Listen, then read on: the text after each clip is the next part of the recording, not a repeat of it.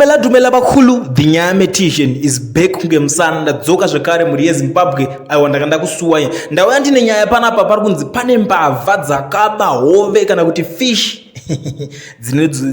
presidential scheme. So panapa nyaya iyi ndasangana nayo yakanyorwa paZim-Eye newspaper rinowanika online munongoriziva mese. So panapa pari kunzi in a boat theft around 500 kilograms of fish vanished from Chinorumba High School in Zaka, Zimbabwe. The stolen fish integral to the school's resources were part of the presidential fish scheme. In a board rural development program, authorities are actively pursuing the culprits who targeted the school's fish ponds, leaving behind a wake-up frustration and anger, as reported by Telzim News.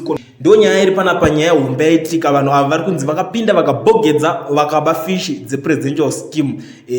Asi tiri kuongorora nyaya iyi tiri kuona kuti inyaya yekuti yangobuda nekururawo ikoko ndobva yasangana nevakomana veZim-Eye vakati regedza vangoibudisa yakadaro. Ukada kutarisa kwakawanda kunenge kuchingonzi nyanyanyanya haina kumbotaurwa nezvayo nekuda kwezvikonzero zvakasiyana-siyana kuti vanhu vanenge vachitya kuti saka tikazotaura kuti fishi dziya dzabiwa security yedu yekuno kuinogona kuzopinzwa busy chichi munongozviziva zvinotaurika kana kuti zvinoitika ipapo hazvizoperi. But muri yeZimbabwe ndo nyaya ndanguya nayo panapa ndakakubatirai kuti ndiko kuzivisai zvimwe nezvinhu zvinenge zvichiitika mukatipoti country kenyu kana keZimbabwe. Umwe akazoti aenda neta nekungonzi Zimbabwe katipoti country anza shape yacho yeZimbabwe inenge zamu chacho.